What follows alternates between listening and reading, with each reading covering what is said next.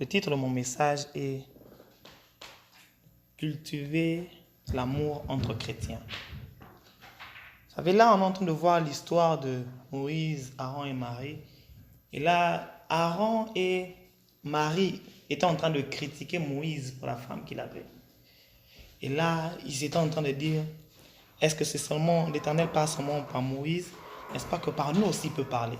En d'autres termes, ce n'était pas seulement le fait qu'il ait pris la femme éthiopienne qui était en train de critiquer. Non, il y avait d'autres choses qui étaient en train de sortir. Parce que lorsque quelqu'un fait une erreur, lorsque quelqu'un fait quelque chose, on ne peut que se baser que sur la chose dont la personne a fait. Mais là, ils étaient un peu sortis. Ils étaient en train de parler du fait de la relation que Moïse avait avec Dieu.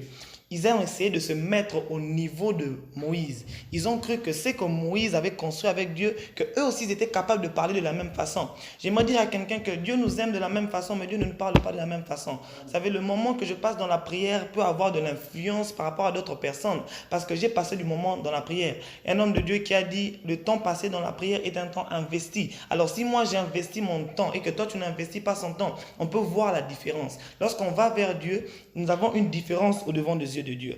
Dieu nous aime de la même façon, mais Dieu ne nous donne pas, on n'a pas la même faveur au devant de Dieu. Parce que si tu passes du temps dans la présence de Dieu, si tu tiens à Dieu, si tu respectes ce que Dieu te dit, tu seras différent de celui qui ne respecte pas la parole de Dieu ou de celui qui n'est pas en accord avec Dieu. Et là, eux, ils ont essayé de se mettre au niveau de Moïse. Ils ont dit que par nous aussi Dieu peut parler.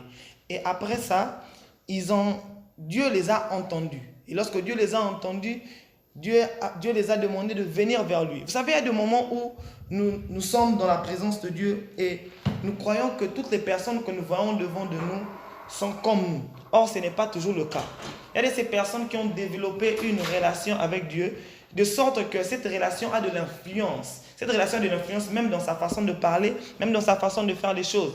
Aujourd'hui, il y a un problème avec nous et qu'on croit être comme tout le monde ou on veut être comme tout le monde. Beaucoup de personnes aujourd'hui ne veulent pas passer par un certain processus. Beaucoup de personnes ne veulent pas avoir une certaine relation avec Dieu. Mais ils veulent seulement arriver au niveau où les autres sont arrivés sans passer par les choses par lesquelles ces personnes sont passées. Or, nous devons changer cette façon de voir les choses. Nous devons changer notre façon même de faire les choses. Lorsqu'on va vers Dieu, n'essayons pas de nous comparer aux personnes qu'on voit au devant de nous. Non, il y a de ces personnes qui ont une certaine grâce au devant de Dieu à cause de leur relation ou encore à cause de ce qu'ils ont creusé avec Dieu dans le secret.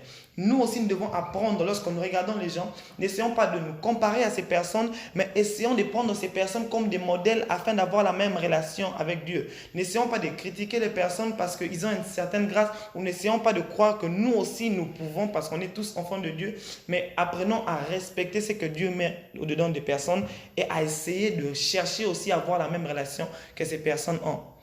Et là, lorsqu'on voit au chapitre 3, Moïse, on est en train de voir que Moïse avait une certaine relation avec Dieu.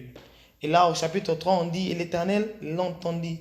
Or, Moïse était un homme fort et patient, plus qu'aucun homme sur la face de la terre. Qui veut dire qu'il n'y avait personne comme Moïse sur la terre. Alors, comment est-ce qu'eux, ils ont essayé de se comparer à une personne qui était incomparable sur la terre? Là, ce n'est pas les hommes qui ont dit, c'est Dieu qui a dit qu'il n'y avait personne qui était comme Moïse sur la terre. Ça veut dire que la relation qu'il avait avec Dieu était loin et différente de la relation que eux, ils avaient avec Dieu. Et eux, ils ont essayé de critiquer le fait que Dieu parle à Moïse d'une certaine façon, en croyant que Dieu aussi peut leur parler de cette façon. Oui, c'est possible que Dieu leur parle de cette façon, mais Moïse a demandé certains sacrifices. Avant de critiquer quelqu'un, il faut d'abord savoir ce que la personne a eu à faire avec Dieu dans le secret. Avant de te comparer à certaines personnes, il faut d'abord connaître qu'est-ce que cette personne a eu à faire pour qu'il arrive à ce niveau. Et là, Moïse, Aaron et Marie partent dans la présence de Dieu. Et Dieu a témoigné la fidélité de Moïse au devant de Aaron et de Marie. Ils ont compris que Dieu les avait entendus et que Dieu avait compris ce qu'ils avaient dit. Et au verset 8, lorsqu'on dit au verset 8, on dit « Je lui parle bouche à bouche, je me révèle à lui sans énigme. » Qui veut dire que Dieu était en train d'essayer de dire à Marie et à Aaron que vous êtes en train de critiquer quelqu'un qui a trouvé grâce à mes yeux, quelqu'un qui est différent d'autres personnes. Quelqu'un qui a eu à avoir une certaine relation avec moi. Quelqu'un qui est arrivé là, pas parce que je l'ai juste choisi, non, mais parce qu'il a aussi dû à faire des choses qui ont fait de sorte qu'il soit près de moi. Et après là, on dit que Marie et Aaron, ils sont tous ressortis. Et Dieu a frappé Marie de la lèpre. Et lorsqu'il a frappé Marie, Aaron a reconnu ce qu'ils avaient fait. Et ils sont partis demander à Moïse. Et Moïse a prié. Moïse a demandé à Dieu. Mais Dieu n'a pas accordé à Moïse ce que Moïse est en train de demander. Pourquoi? À cause des critiques qu'ils ont eu, à cause des choses qu'ils ont dû à faire sortir. J'aimerais dire à quelqu'un quelque chose. Vous savez, lorsque nous voyons les hommes de Dieu, nous voyons certaines personnes, même lorsqu'ils font des erreurs, ne nous accablons pas sur ces erreurs, mais essayons de prier pour ces personnes. Là, Dieu l'a frappé parce qu'ils ont critiqué la personne de Moïse. L'erreur d'une personne ne justifie pas que cette personne doit être critiquée. L'erreur d'une personne ne justifie pas que cette personne doit être rabaissée. Même lorsqu'une personne fait une erreur, même si tout le monde peut voir que cette personne est tombée, c'est à Dieu seul de juger. Ce n'est pas à nous de juger. Parce que nous, on ne peut que voir et prier pour la personne. Mais aujourd'hui, on ne développe plus cet amour. Or, la Bible dit, car Dieu a tant aimé le monde qu'il a donné son Fils unique. Il a tant aimé qu'il a donné. Mais nous, aujourd'hui, on ne développe plus cet amour. On est en train d'essayer de nous limiter. Lorsque quelqu'un fait une erreur, nous, on essaie de se placer au-dessus de cette personne pour croire que nous, on est différents. Non. Nous devons maintenant entrer dans une dimension où nous devons apprendre à nous aimer de vrai. À cela, Dieu parle d'amour. On dit, c'est quoi le premier commandement? On dit, aime. Tu dois d'abord aimer Dieu. On parle du deuxième commandement, on dit aime ton prochain comme toi-même. Alors, lorsque tu aimes ton prochain comme toi-même, tu dois apprendre à te mettre à la place de cette personne avant de critiquer. C'est quelque chose que beaucoup d'entre nous n'arrivent pas à faire. Lorsque quelqu'un est dans l'erreur, nous sommes très pressés à juger la personne au lieu de prier pour la personne. Dernièrement, on avait un partage et il y a quelqu'un qui a fait sortir quelque chose qui m'a touché. Une maman elle a dit, lorsque tu vois quelqu'un dans l'erreur, nous devons apprendre à ne pas dire, what's wrong with this person? Mais apprenons à dire, what happened to this person? Parce que lorsque tu es en train de dire what's wrong, ça veut dire que tu es en train de condamner la personne. Or, lorsque tu dis qu'est-ce qui s'est passé en fait dans sa vie, tu es en train de compatir avec la personne. Essaie de te mettre à la place de la personne et en ce moment-là, tu auras la capacité de prier pour la personne. Parce qu'aujourd'hui, beaucoup de personnes ne font pas. Aujourd'hui, on est pressé à juger les personnes, mais on ne prend pas le temps. On ne prend pas le temps à prier pour ces personnes. On manque cet amour. On est pressé à aller dans la présence de Dieu sans pourtant avoir l'amour que nous devons avoir. On est pressé à aller demander à Dieu. Mais c'est difficile pour nous d'aller prier pour certaines personnes. Lorsque Dieu parle d'amour, il dit qu'il a donné parce qu'il nous a tant aimés. Et nous, lorsqu'il s'agit de nous, on n'est pas pressé en fait à aimer tel que Dieu nous demande d'aimer. On est pressé à être plus que les autres. Beaucoup de personnes aujourd'hui essayent de paraître au lieu d'être. On essaie de montrer une certaine image, qu'on croit qu'on est, d'essayer de donner une certaine personnalité. Or, ce n'est pas cette personne que nous sommes.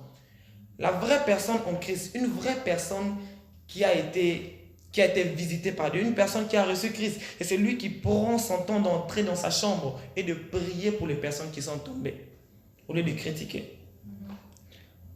Nous prenons le temps pour critiquer les personnes. Nous ne prenons pas le temps pour prier pour ces personnes. Alors, à quoi ça sert de venir dans la présence de Dieu si on n'arrive pas à prendre notre temps pour prier pour les personnes qui sont tombées? À quoi ça sert de venir dans la présence de Dieu si au fond de nous, on sait qu'on n'aime pas vraiment les gens? Beaucoup de personnes diraient oui, on aime les personnes. Mais en réalité, lorsque tu essaies de t'examiner, on ne critique pas une personne qu'on aime. Au contraire, on essaie d'apporter quelque chose à une personne qu'on aime. Tu ne peux pas critiquer une personne que tu aimes beaucoup, non. Tu ne peux pas te mettre là et commencer juste à critiquer tes parents, non. Il y a des choses qui restent dans la famille. Pourquoi? Parce que tu aimes les membres de ta famille ou tu aimes tes parents. Tu n'aimes même pas faire sortir certaines choses. Alors c'est cet amour qu'on a développé même dans l'église. Entre chrétiens, apprenons à ne pas juste jeter des pierres à ces personnes, mais apprenons à prier pour ces personnes. Apprenons à aller dans la présence de Dieu et demandons à Dieu de les apporter le soutien au lieu de nous mettre et de continuer à critiquer. Pourquoi est-ce que nous devons critiquer les personnes si ces personnes sont d'une même famille que nous? Pourquoi nous devons critiquer les personnes si ces personnes sont aussi nées de nouveau comme nous? Pourquoi est-ce que nous devons critiquer les personnes si nous nous appelons chrétiens? Pourquoi est-ce que nous ne prenons pas le temps de prier pour les personnes si nous disons que nous sommes en train d'aimer vraiment Dieu? La Bible dit ceci. Comment est-ce que tu peux prétendre aimer un Dieu que tu ne vois pas et haïr une personne que tu vois? Alors comment est-ce que tu peux prétendre aller dans la présence de Dieu et dire que tu es chrétien si au fond de toi tu n'arrives pas à aimer les personnes qui sont autour de toi? L'amour, ce n'est pas venir saluer les personnes, non. Savoir aimer quelqu'un, c'est savoir te mettre à la place de la personne. Savoir te prendre toi-même, te mettre à la place de cette personne et te demander qu'est-ce que tu aimerais qu'on fasse pour toi si tu étais cette personne. Chose que beaucoup de personnes ne font pas aujourd'hui. On est pressé de venir dans la présence de Dieu. Oui, chose qui est bien. On est pressé de demander la main de Dieu. Mais au fond de nous, on ne développe pas cet amour. Au fond de nous, on croit qu'on est meilleur que les autres. La vie chrétienne n'est pas une vie de compétition. Non, ce n'est pas une vie de compétition. Il y a un homme de Dieu qui a dit, si on doit se comparer à quelqu'un, on doit se comparer tous les jours à Christ. On ne doit pas se comparer aux personnes qui sont devant nous. On doit se comparer nous tous à Christ. Parce que Christ est la seule personne que tu ne vas jamais battre. Parce que c'est lui seul qui est parfait. Alors, si tu dois te comparer à quelqu'un, compare-toi à Christ. Parce que c'est lui qui a été envoyé afin qu'il soit l'image. Afin que nous référons à lui. Alors, lorsque nous nous comparons-nous à Christ. Afin d'apprendre à surmonter certaines choses dans notre vie. Ne nous comparons pas aux pasteurs, aux personnes. Non. Il y a de ces personnes qui croient que non, le pasteur est mieux parce que lui, il est pasteur. Non. On dit que lorsque tu es en Christ, tu es une nouvelle créature. Les choses anciennes sont passées. Toutes choses sont devenues nouvelles. On ne dit pas lorsque les pasteurs sont en Christ. Non. On dit qu'il y a un seul Père et un seul Esprit. Le même Esprit qui est dans le pasteur, c'est le même Esprit qui est en toi. Alors pourquoi est-ce que les pasteurs ou les hommes de Dieu doivent être traités d'une certaine façon lorsqu'ils font des erreurs et pas nous? Être pasteur ne veut pas dire être parfait. Non. Être pasteur veut juste dire être choisi. Il a été choisi par Dieu et toi tu n'as pas été choisi. Alors lorsque tu vas dans la présence de Dieu, ne regarde pas ces personnes comme si ils étaient de Dieu. Non, regarde-les comme des modèles. Mais lorsqu'ils sont, même si les personnes qui sont devant de toi tombent, cela ne veut pas dire qu'ils sont moins que toi. Non, cela veut juste dire qu'ils ont fait une erreur. Alors, nous aujourd'hui, chrétiens, nous venons dans les églises, nous sommes pressés à juger même les hommes de Dieu à cause de leurs erreurs. On dit les choses anciennes sont passées et toutes choses deviennent nouvelles. Alors focalisons-nous sur le futur et non sur le passé. Focalisons-nous sur les choses à venir et non sur les choses sur lesquelles on ne peut plus travailler. Dieu sait prendre en charge les personnes. Dieu sait prendre en charge les personnes qu'il a choisies. Lorsque Dieu a choisi quelqu'un, lorsque Dieu choisit quelqu'un, il sait comment prendre en charge ces personnes ou il sait comment diriger ces personnes. Ne croyons pas que le fait que nous, on ne fait pas certaines erreurs, qu'on est meilleur que ceux qui font certaines erreurs. Non. On dit tout péché, et même, il n'y a pas de grands péchés, de petits péchés, qui veut dire que tu peux pécher d'une certaine façon, mais tu as toujours péché. C'est comme un post que j'ai vu, quelqu'un qui a posté en disant, il y a des chrétiens qui condamnent d'autres chrétiens parce que ces chrétiens-là ont péché différemment. Donc il veut dire que toi tu te crois meilleur parce que tu as péché d'une certaine façon et tu es meilleur que celui qui a péché d'une autre façon. Non. Péché reste péché. Et celui qui ment et celui qui tue, au devant de Dieu, ça reste un péché. Nous, on peut dire que certains péchés ont des impacts, oui, mais au devant de Dieu, un péché reste un péché. Bien sûr qu'il y a des péchés qui peuvent apporter certaines malédictions. Bien sûr qu'il y a des péchés qui peuvent apporter certaines choses. Mais un péché au devant de Dieu reste un péché. Le fait que tu pêches d'une certaine façon ne fait pas de toi meilleur que celui qui pêche d'une autre façon. Non. Alors, lorsque nous voyons quelqu'un tomber, nous devons apprendre à prier pour ces personnes. Dieu nous a mis sur terre et chacun a un but sur terre. On dit que nous devons marcher comme le corps du Christ. Ça veut dire que nous avons tous besoin d'une autre personne. Les personnes que Dieu a mis autour de nous, ces personnes, Dieu les a mis pour que ces personnes nous aident. Si tout le monde n'était pas ici, s'il n'y avait personne ici, j'étais seul, je n'allais pas prêcher au mur. J'allais rester chez moi à la maison. Ça veut dire quoi? Que si Dieu a voulu que je sois ici et qu'il a voulu qu'une personne entende cette parole, ça veut dire que cette personne a besoin de moi et moi j'ai besoin de cette personne. Parce que si cette personne n'était pas là, je ne serais pas en train de prêcher. Et si moi je n'étais pas là, cette personne ne serait pas en train d'écouter. Qui veut dire en notre sorte, nous avons tous besoin de quelqu'un. Nous avons tous besoin de quelqu'un autour de nous. Le fait que tu prêches ou le fait que tu chantes ou le fait que tu prophétises ne fait pas de toi meilleur que celui qui ne le fait pas, non. Parce que si cette personne prend son argent pour mettre à l'église et que si cette personne n'est pas là, l'église ne va pas avancer parce qu'il n'y aura pas des personnes qui seront en train de faire des dons. Si Dieu a mis sur toi une grâce, cela ne fait pas de toi meilleur que les autres. Nous sommes tous égaux aux yeux de Dieu. Mais le plus important pour nous est de savoir cultiver cet amour autour de nous. Le plus important pour nous chrétiens est de savoir nous soutenir. Le plus important pour nous chrétiens est de savoir voir les autres comme nous sommes. Lorsque quelqu'un tombe, de savoir que nous aussi un jour nous pouvons tomber. Lorsque quelqu'un fait quelque chose de mal, nous dire que nous aussi on peut se retrouver dans ce mal. Mais ne soyons pas rapides à juger les personnes. Aujourd'hui, l'homme se croit capable de tout parce que nous avons maintenant la technologie et beaucoup de personnes oublient même l'existence de Dieu. Aujourd'hui, nous voyons beaucoup de choses dans ce monde, beaucoup de complications dans ce monde, pas parce que Dieu est méchant, non, parce que nous avons juste, nous croyons au niveau de Dieu. Souvenez-vous qu'à chaque fois que l'homme a essayé de se comparer à Dieu ou d'arriver au niveau de Dieu, Dieu est descendu. Lorsqu'on regarde dans la tour de Babel, ils ont essayé de construire pour atteindre Dieu. Et Dieu est descendu, les a confondus. Alors, on voit les mêmes choses aujourd'hui. Aujourd'hui, il y a beaucoup de personnes qui sont en train d'essayer avec la médecine ou toutes ces choses, qui essayent d'arriver au niveau de Dieu. Qui essayent de se comparer à Dieu par rapport aux choses qu'on peut créer.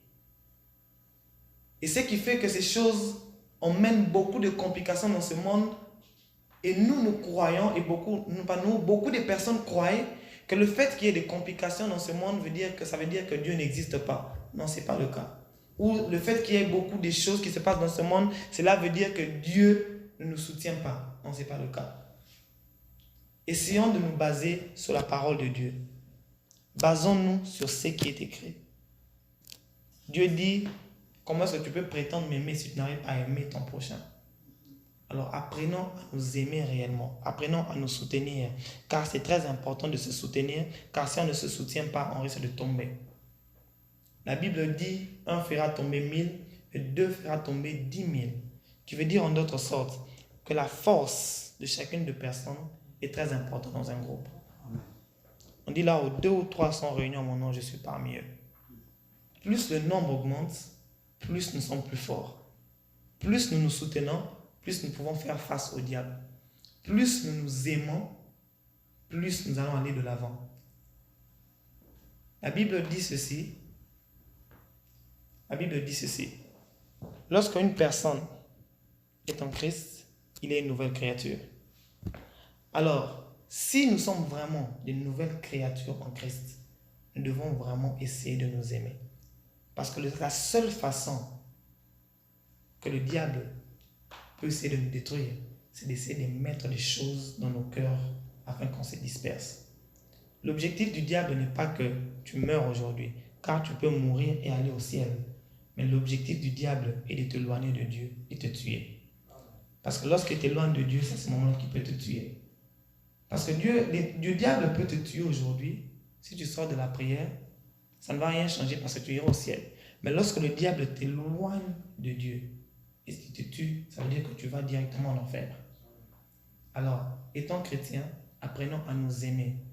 Ne laissons pas des vides, ne laissons pas le diable venir se mettre à côté de nous. Ne laissons pas le diable venir nous détruire. Parce que l'arme du diable, c'est la division. Au moment où nous sommes divisés, nous ne pourrons pas avancer. Au moment où nous sommes en train de nous haïr les uns les autres, nous ne pourrons pas aller de l'avant. Au moment où nous avons des choses contre les gens dans notre cœur, nous ne pouvons pas aller de l'avant. On dit, pardonne-nous nos offenses, comme nous pardonnons aussi à ceux qui nous ont offensés. Si tu ne pardonnes pas, Dieu dans les cieux ne te pardonnera pas aussi. Alors apprenons à cultiver l'amour entre nous, afin que Dieu soit en train de se manifester dans nos groupes. Amen. Amen. Dieu vous bénisse.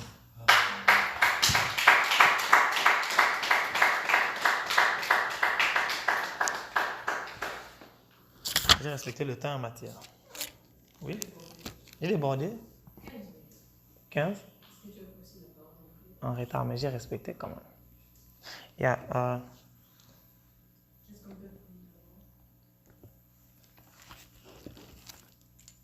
est-ce qu'on peut se lever pour prier?